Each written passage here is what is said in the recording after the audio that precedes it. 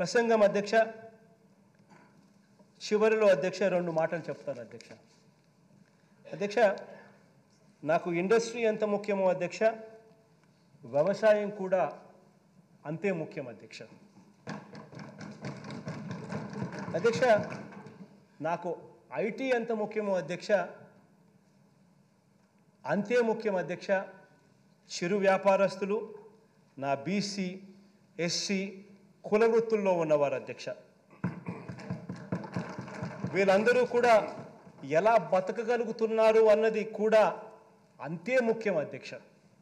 అధ్యక్ష, నాకు ప్రభుత్వ ఉద్యోగులు ఎంత ముఖ్యమో అధ్యక్ష, నెల నెల పెన్షన్ను తీసుకుంటా ఉన్న నా అవ్వాతాతలు కూడా అంతే నాకు ముఖ్యం అధ్యక్ష. అధ్యక్ష,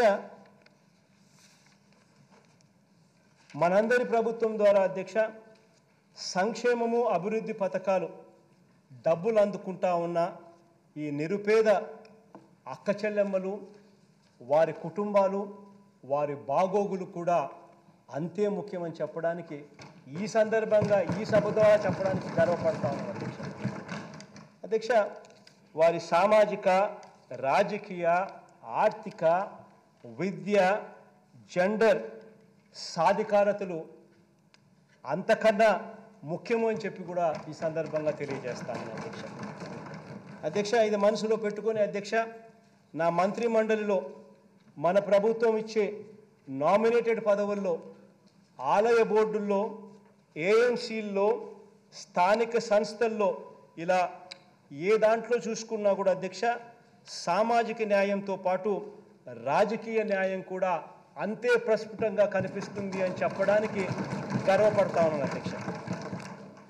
అధ్యక్ష, ఈ పదవుల్లో కనీసం సగం వాటా అక్కచెల్లెమ్మలకు ఇచ్చేలా, సగం వాటా ఎస్సీ ఎస్టీ బీసీ మైనారిటీ కుటుంబ సభ్యులకు నిండు మనసుతో ఇవ్వడం కూడా నాకు అంతే ముఖ్యమని చెప్పడానికి కూడా ఈ సందర్భంగా గర్వపడతా ఉన్నాను అధ్యక్ష. అధ్యక్ష, కాబట్టి అధ్యక్ష ఈ దిశగా ప్రతి అడుగు ఒక దీక్షగా వేయగలిగాము అని ఈ సందర్భంగా చెప్పడానికి చాలా చాలా చాలా సంతోషపడతా ఉన్నాను అధ్యక్ష. అధ్యక్ష, ఇక్కడే అధ్యక్ష ఇంకో విషయం కూడా చెప్పాలి అధ్యక్ష. అధ్యక్ష, ఇంతకుముందు ప్రభుత్వాలలో మనం అంతా చూసాం, అంతా కూడా గాల్లో మాటలు, అంతా ఏం చెప్తా ఉన్నారో ఏం చూపిస్తూ ఉన్నారో కూడా అర్థం కాని పరిస్థితి. గ్రాఫిక్స్ అట్టే ఉండేటివి, మాటలు అట్టే ఉండేటివి. అదిగో మైక్రోసాఫ్ట్ అనేవాళ్ళు, అదిగో బిల్ గేట్స్ అనేవాళ్ళు, అదిగో బుల్లెట్ ట్రైన్ అని చెప్పి అనిపించే మాటలు, పెద్ద పెద్ద గొప్ప గొప్ప మాటలు అధ్యక్ష. కానీ అధ్యక్ష, నా నడక మాత్రం నేల మీదే అధ్యక్ష.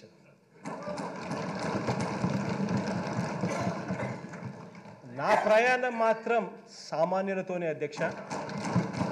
నా ప్రయాణం మాత్రం పేద వర్గాలతోనే అధ్యక్ష. నా యుద్ధం అధ్యక్ష పెత్తందారులతోనే అధ్యక్ష. నా లక్ష్యం అధ్యక్ష పేదరిక నిర్మూలనే అధ్యక్ష. కాబట్టి అధ్యక్ష నా ఎకనామిక్స్ వేరే అధ్యక్ష. అధ్యక్ష, పేద కుటుంబాలు బలపడితేనే అధ్యక్ష పేద కులాలు బాగుంటాయి అధ్యక్ష. పేద కుటుంబాలతో పాటు పేద కులాలను బలపరిస్తేనే, వారికి అన్ని సాధికారతలను ఇస్తేనే సమాజం బాగుంటుంది అధ్యక్ష. సమాజంలోని అన్ని ప్రాంతాలను బలపరిస్తేనే రాష్ట్రం కూడా బాగుంటుంది అధ్యక్ష. ఇది నేను నమ్మాను, ఆచరించాను, ఫలితాలను చూపించాను అధ్యక్ష. ఇదే నా ఎకనామిక్స్, ఇదే నా పాలిటిక్స్, ఇదే నా తండ్రిని చూసి నేను నేర్చుకున్న హిస్టరీ అధ్యక్ష. ఇవన్నీ కలిపితేనే మీ జగన్ అధ్యక్ష.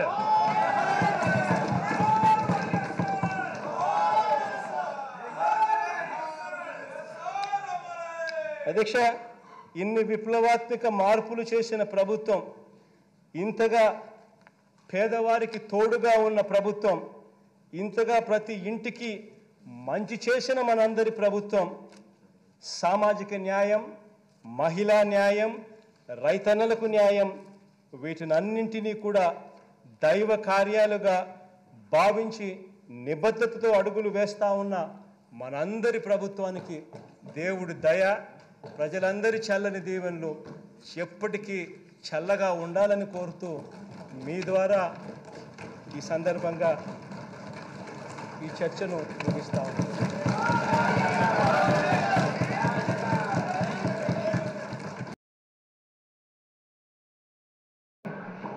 సభాధ్యక్షుడు ఈ స్పీకర్ స్థానంలో కూర్చోవడం నాకు చాలా ఆనందంగా ఉంది. ఇన్ని దశాబ్దాలు ప్రజలు రాజకీయ జీవనంలో ఇన్ని దశాబ్దాలు ప్రజలు మీ వాడి వేడి చూశారు. మీకు కోపం వస్తే ఋషికొండను చెక్కినట్టు ప్రత్యర్థులకి పదునైన ఉత్తరాంధ్ర యాసలో గుండు కొట్టేస్తారు. ఒకటే బాధ వేస్తాను సార్, ఇకపైన మీకు తిట్టే అవకాశం లేకపోవడం. కానీ ఇక మీద సభలో ఎవరు తిడుతున్నా దాన్ని ఆఫ్ చేసే బాధ్యత మీ చేతిలోనే ఉంది. మీరే మైక్ ఆఫ్ చేయాలి.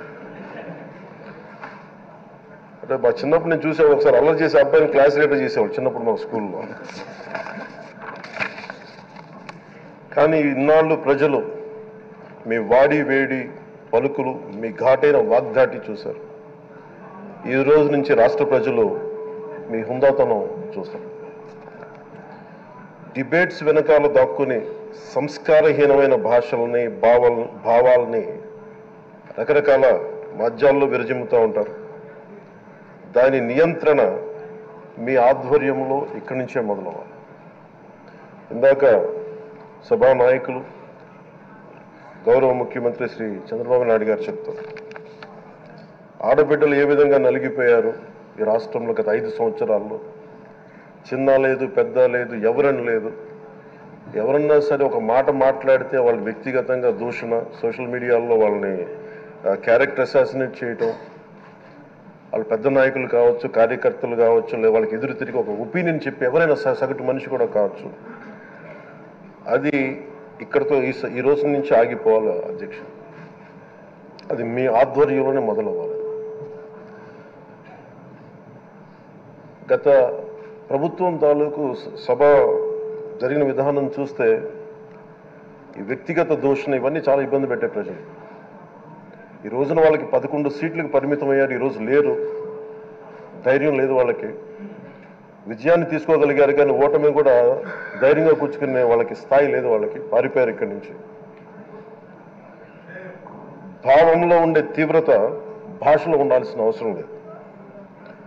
భాష మనుషుల్ని కలపడానికి కానీ విడగొట్టడానికి కాదు, భాష విద్వేషం రేపడానికి కాదు, పరిష్కరించడానికి. ఎంత జటిలమైన సమస్య అయినా, భయంకర సమస్య అయినా చర్చల ద్వారా పరిష్కరించుకోవడానికి కానీ వివాదం సృష్టించడానికి కాదు. ఈ సభ ఉన్నది అందుకు.